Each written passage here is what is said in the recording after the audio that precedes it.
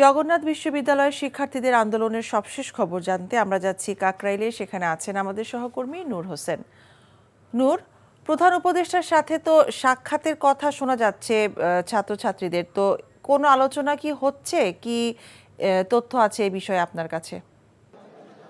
মিতা, জগন্নাথ বিশ্ববিদ্যালয় শিক্ষার্থীদের পক্ষ থেকে, শিক্ষকদের পক্ষ থেকে আনুষ্ঠানিকভাবে আমাদেরকে কিছু জানানো হয়নি। তবে শিক্ষার্থীদের পক্ষ থেকে আমরা অভ্যন্তরীণ সূত্র থেকে যেটি জানতে পেরেছি সেটি হচ্ছে প্রধান উপদেষ্টার সঙ্গে যোগাযোগের তারা চেষ্টা করছেন এবং এখন এই মুহূর্তে একজন উপদেষ্টা, ছাত্র উপদেষ্টা যিনি রয়েছেন আসিফ মাহমুদ সজীব ভূঁইয়া, তার সঙ্গে এবং শিক্ষা উপদেষ্টা সহ জগন্নাথ বিশ্ববিদ্যালয়ের উপাচার্য মহোদয় সহ কয়েকজন শিক্ষার্থী প্রতিনিধি এবং শিক্ষকরা সহ একটি বৈঠক চলছে এমনটি আমরা জানতে পেরেছি। সেটি অনানুষ্ঠানিকভাবে, আনুষ্ঠানিকভাবে কারো পক্ষ থেকে আমাদেরকে কোনো তথ্য জানানো হয়নি বা কোনো ধরনের বিষয় নিশ্চিত করা হয়নি। তারা সেখান থেকে উপদেষ্টা আসিফ মাহমুদ সজীব ভূঁইয়া যেখানে তার যে বাসভবনে বৈঠকটি হচ্ছে সেই বৈঠক থেকে প্রধান উপদেষ্টা ডক্টর মোহাম্মদ ইউনূসের সঙ্গে তারা কথা বলার চেষ্টা করছেন। তাদের যে দাবি, সেই 3 দফা দাবির বিষয়ে প্রধান উপদেষ্টার পক্ষ থেকে একটি ঘোষণা এবং একটি আশ্বাস তারা চাইছেন।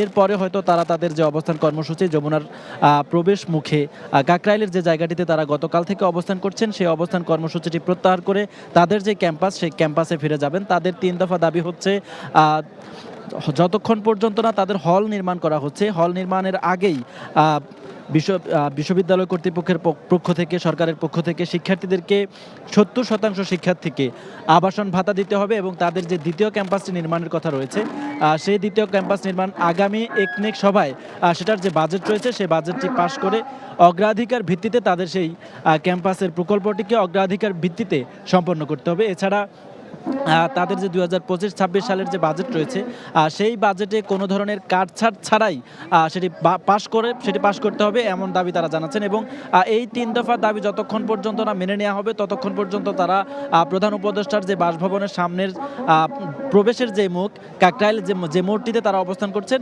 এখান থেকে তারা তাদের অবস্থান ছেড়ে যাবেন না, ততক্ষণ পর্যন্ত তারা অবস্থান চালিয়ে যাবেন।